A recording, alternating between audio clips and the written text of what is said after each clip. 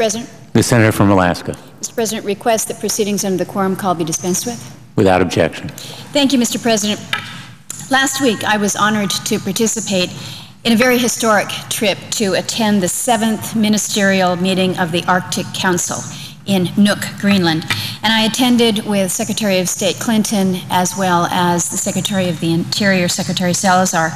The Arctic Council was founded back in 1995, and it's an intergovernmental association. There's 8 member states within the territory that is contained within the Arctic Circle.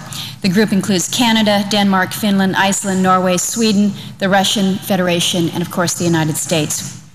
There are also 6 permanent participants representing the indigenous people of the region. The trip was historic for a couple reasons. First, it was the first time that a Secretary of State had led the United States delegation to the Arctic Council. And the fact that not only Secretary Clinton led it as the Secretary of State, but she was joined by a second secretary, the Secretary of Interior, certainly made that historic. It was also the first time that a member of Congress had attended the Arctic Council meeting. We met with foreign ministers of the 8 Arctic Council nations and the representatives of indigenous groups to discuss issues that are related to Arctic governance, to climate change, environmental protection, and watched the ministers sign a historic search and rescue agreement. The Arctic Council also increased its organizational structure. They formed a standing secretariat that will be established in Tromsø, Norway, and they also established criteria for the admission of new observers to the Council. The People's Republic of China, Japan, Republic of Korea, Italy, and the European Union are all seeking observer status to the Arctic Council, which might cause some to wonder, why are all these non-Arctic nations interested in what is going on within the Arctic? And I think that just speaks to the evolving role of the Arctic in geopolitics in the world as we know it today. The Search and Rescue Agreement, the first ever legally binding agreement among Arctic states negotiated under the auspices of the Arctic Council, will strengthen the cooperation on search and rescue between Arctic states. As the Arctic sea ice decreases, maritime activities are clearly on the rise in the Arctic. Aviation traffic is also on the rise as we see new polar aviation routes cross the Arctic airspace in several different directions. But limited rescue resources, challenging weather conditions, and the remoteness of the area render the SAR operations difficult in the Arctic, making it so very, very important that we have this coordination amongst the Arctic nations. Now, under the agreement, on the U.S. side, the Coast Guard will be the lead federal agency for the search and rescue in the Arctic. And while we applaud the role that the Coast Guard plays historically, very long, distinguished history of operating and conducting rescues in the Arctic, the current status of the Coast Guard's service and aviation fleets makes conducting search and rescue operations in the Arctic very, very challenging. With the scheduled decommissioning of the Polar Sea, the Coast Guard will maintain only one heavy icebreaker in its fleet, and it's not expected to return to service until the year 2013. They're doing some work on that. And while the Coast Guard does have a medium endurance icebreaker, the Healy, the cutter is clearly not equipped to handle the thick multi-year ice that is present within the Arctic. On the aviation side of the Coast Guard operations, the Coast Guard C-130 aircraft stationed in Kodiak, Alaska, are the only aircraft in their inventory that are capable to make the direct flights to the Arctic. So just to kind of give you some sense of the scope, here's the map of the Arctic. The United States is up here, and everything is upside down, so I apologize for that, but that's the way the world is. Kodiak, the island off the southern part of the state here, Barrow here, this is where the air assets are stationed in Kodiak. So to get to any search and rescue operations in the Chukchi, in the Beaufort, off of Barrow or Prudhoe, It's over 900 miles. It's the same distance, Mr. President, as the distance between Washington, D.C. and Miami. So if there were an incident in Miami, the helicopters have to fly from Washington to get there to provide for the rescue. And given the often harsh weather conditions in the Arctic, combined with a lack of infrastructure to provide for any forward deployed basing of helicopters, the Coast Guard C-130s can possibly provide the search part of the rescue, but it's very difficult to get to the rescue side. This lack of maritime resources and shore-based infrastructure to protect our aviation resources places the Coast Guard and the United States in a difficult situation in the Arctic. And without concerted efforts and a focused policy for the Arctic, the United States and our Coast Guard are going to continue to be ill-equipped to conduct the search and the rescue operations that are going to become increasingly necessary as amounts of sea ice continue to diminish and the levels of Arctic maritime vessel traffic increase. As former Admiral Allen, the former commandant of the Coast Guard, would say, he says, you know, I can't discuss too much about climate change, but I can tell you that there is more sea, more open sea that I am responsible for in the Arctic. We're clearly seeing that. It's been projected that a seasonal ice-free Arctic Ocean was decades away, and that maritime shipping through the Northwest Passage, through the Northern Sea Route above Russia, and the direct transit across the Arctic Ocean were going to be few and far between. But last year, Russia sent a large ice-breaking bulk tanker through the Northern Sea Route and across the Arctic, carrying hydrocarbons bound for Asia. The Russian Federation has received 15 icebreaker escort requests to provide navigational support through the Northern Sea Route for this year. Compare that to last year, when they only had 3 requests, so you can see the level of commerce stepping up. Transit through the Northern Sea Route, or the Northeast Passage, as it's also called, cuts 5,000 miles and 8 days off of the Suez route between the Europe and Asia. So you can see why other nations would have an interest in what's going on up there. If they can cut their transit time, it's money and an opportunity for them. Interest in the Arctic by both the general public, the media, in the Arctic and the non-Arctic nations continues to grow for many, many reasons. The Arctic is a vast area. You can see from the map here, it is essentially 1/6 of the Earth's landmass. It has a population within the Arctic area. This red line, if you can see it, is essentially all of the Arctic nations. But the governments that are contained within the some 4 million people who live within this region, over 30 different indigenous peoples, dozens of languages. And while the land is clearly massive in size and relatively barren, it's not like Antarctica, where there are no indigenous people and no governance. The 8 Arctic nations are sovereign governments with laws that govern their land and their people. The Arctic holds clearly vast amounts of energy. We've known this for some time, but until recently, the resources of the Arctic were deemed to just be too difficult to access. They're covered with ice. They're difficult to access. They're expensive to develop. But with increasing access and high energy and mineral prices, the Arctic's wealth, which is estimated to contain approximately 22% of the world's remaining oil and gas reserves, 22% of the world's remaining oil and gas reserves within the Arctic area. Obviously, great interest. It is now being actively explored and developed. 6 of the 8 member nations of the Arctic Council are exploring or developing energy resources in their own waters. And this makes energy exploration perhaps among the more important and perhaps the most serious issues for Arctic policy as we move forward. This includes conventional oil and natural gas, but also the methane hydrates and some of the other less conventional forms. Offshore Alaska, We are expecting or estimating about 15 billion barrels of oil in a concentrated area of the Chukchi. So in this area, and then over in the Beaufort here, about 8 billion barrels. We have suffered serious delays in exploration, but I'm hopeful that we will see exploratory wells prove up this next summer.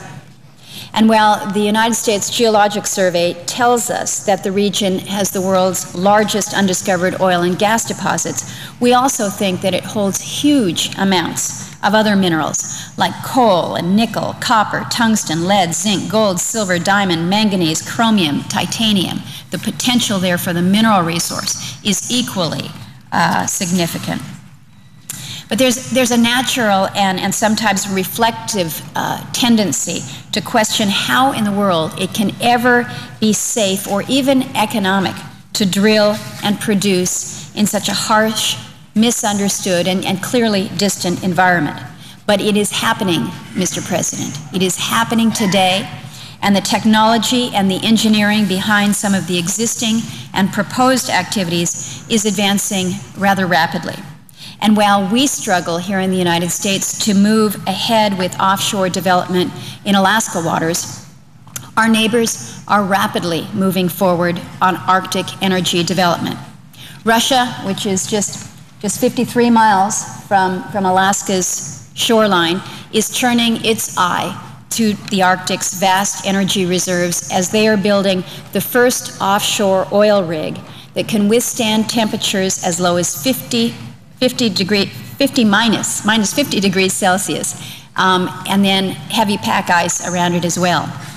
And as their oil production is in decline, they're also reducing taxes and bureaucratic hurdles in order to encourage new oil development within the Arctic.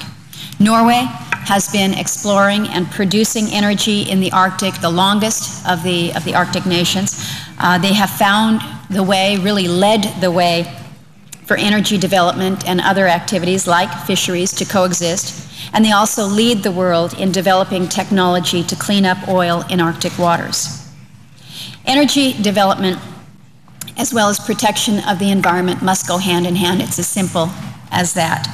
I was pleased that the Arctic Council announced the formation of a new task force that will negotiate measures for oil spill preparedness and response throughout the region. The decision to launch these negotiations is evidence of the strong commitment to proactively address emerging issues within the region and to create international protocols to prevent and clean up offshore oil spills in areas of the region that are becoming increasingly accessible to exploration because of a changing climate. Now, Mr. President, one question that I was asked seemingly everywhere that I went when I was in Greenland was, what is the United States position on the Law of the Sea Treaty? When is the Senate going to move on this? And the U.S. delegation reiterated their support for its ratification of the Convention of the Law of the Sea. I happen to believe that it is crucial that the United States be a party to this treaty rather than an outsider who hopes that our interests are not going to be damaged. Accession to the convention would give current and future administrations both enhanced credibility and leverage in calling upon other nations to meet convention responsibilities.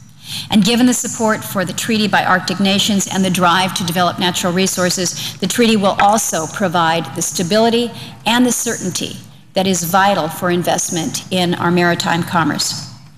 I think it should be pointed out that the United States is the only Arctic nation that is not a party to the Law of the Sea Convention. The treaty was first submitted to the United States for approval back in 1994. It has not been approved yet. Canada and Denmark joined the treaty in 2003 and 2004, respectively. But until the United States accedes to the treaty, it cannot submit its data regarding the extent of its extended continental shelf to the Commission on the limits of the continental shelf established under the treaty. So without a Commission recommendation regarding such data, the legal foundation for ECS limits is much less certain than if the United States were part of the treaty. Now, Russia submitted an extended continental shelf claim back in 2002 that would grant them 460,000 square miles of the Arctic Ocean's bottom resources. You can see the green here is Russia's extended continental shelf, but this lighter green is the area that Russia has submitted to the Commission. This is an area the size of the state of Texas, California, and Indiana combined. Now, Denmark and Canada are also anxious to establish their own claims in the Arctic.